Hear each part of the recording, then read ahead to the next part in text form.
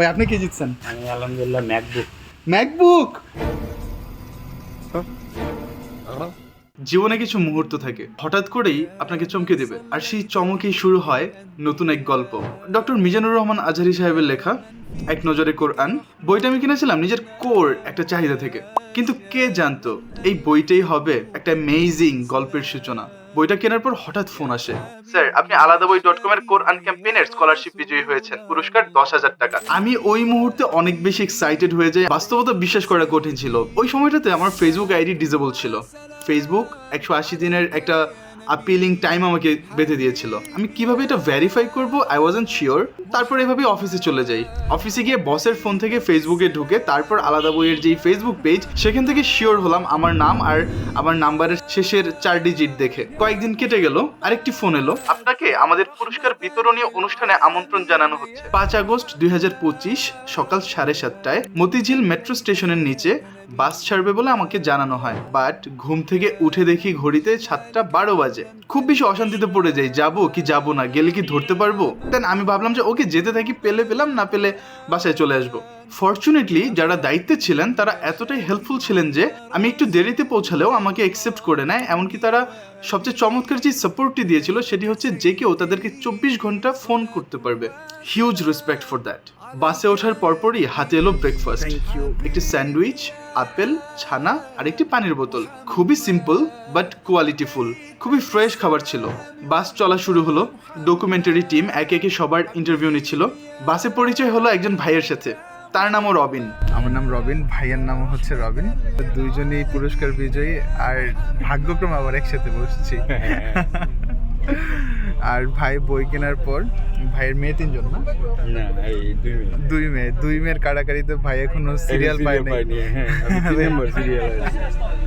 তো ভাইরা বললাম যে আমাকে একটা বই ওই যে ভাইয়াকে বলার পর দিচ্ছে, তো ভাইয়ের জন্য এখান থেকেই পড়তে পারে যতক্ষণ অ্যাটলিস্ট জার্নি আছে আর কি। সবাই মিলে এক গলা ইসলামী সঙ্গীত গাইতে শুরু করলাম। মুহূর্তটা ছিল শান্তির, সংহতির, সৌহার্দ্যের।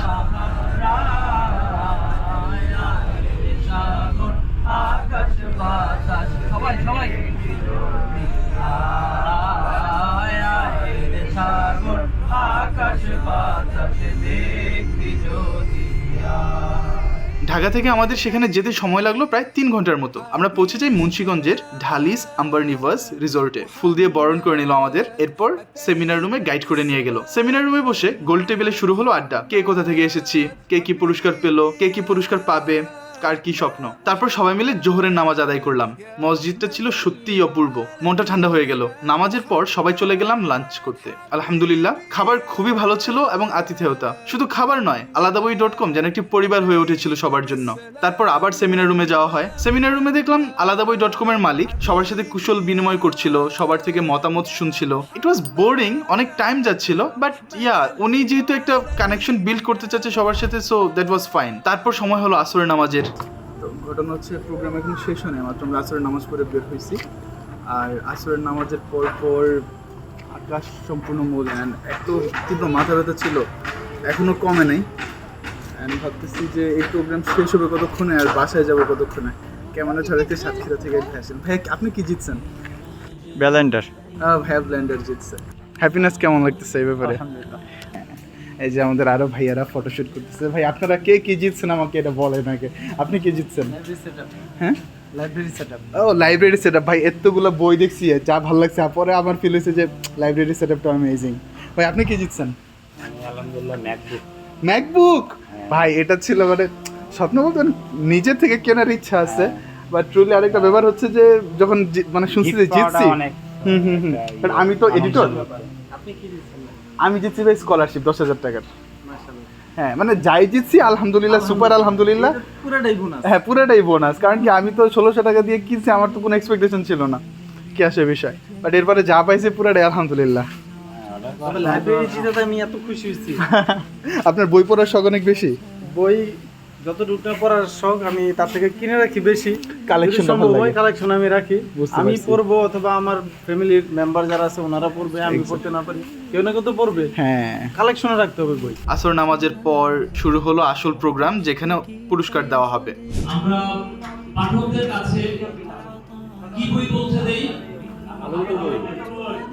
উপকারী বই